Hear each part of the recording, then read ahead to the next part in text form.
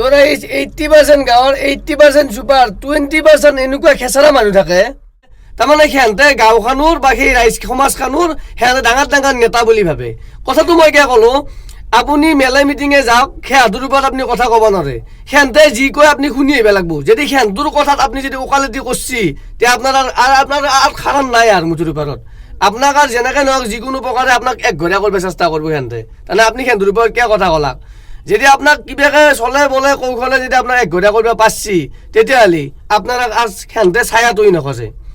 আপুনি ৰাইজৰ লগত লগ লগা নাই বা এখন সমাজৰ লগত লগ লগা নাই কিন্তু এনেকুৱা এটা সময় আহি পাব আপুনি লগ লাগব লগা বাধ্য হ'ব মানে আপোনাৰ ঘৰত ডাঙৰ কিবা এটা অনুষ্ঠান হ'ব লাগিব যেনে বিয়া কিবা ধৰি লওক এটা ডাঙৰ অনুষ্ঠান এটা আহি আছে আৰু আপোনাৰ তাৰে আগে আগে আপুনি সমাজখন বিচাৰিব সমাজখন বিচাৰাৰ কাৰণে আপুনি লগ লাগব লাগিল লগ লাগলে সিহঁতে আপোনাক এনেকুৱা দেখাব যে সিহঁতে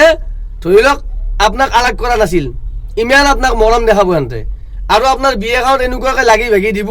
মানে আপোনাৰ ঘৰৰো কোনো লাগি দিয়া নাই আৰু সিহঁতে এটা কৰ্ম কৰে সিহঁতক যদি আপুনি লক্ষ্য কৰে আপোনাৰ বিয়াখনত য'ত আপুনি ভাত বনাব পাকঘৰটো য'ত বনাবই তাতে সিহঁতে হয় মাছ এক পিচ আনি কেনে খাচি নহয় টিফিনত মাংস ভৰাই নিছি ইমান সিহঁতে ৰাক্ষস সিহঁতে ইমান খাব নাপোৱা